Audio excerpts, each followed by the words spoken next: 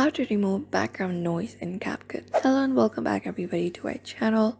In today's video, we are going to provide you with a step-by-step tutorial that we can follow up and clean the sound in just a few taps. So let's just get started.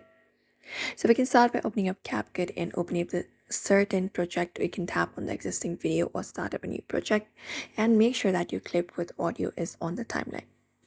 Once it is done, we can tap on the video or the audio in the timeline, and this will activate the editing options in the bottom. Now from here, we can just go over, and from the bottom section, we can look out for the option called noise reduction.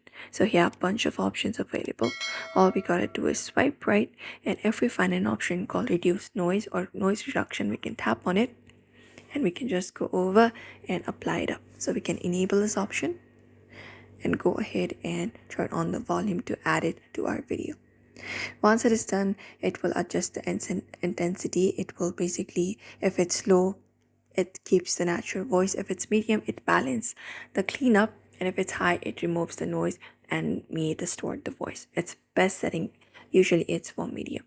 So you can just go and follow this method, and that will make the speech more crisp and professional. You can just go over and play the video and see if the voice sounds robotic or it has reduced the noise reduction level or not.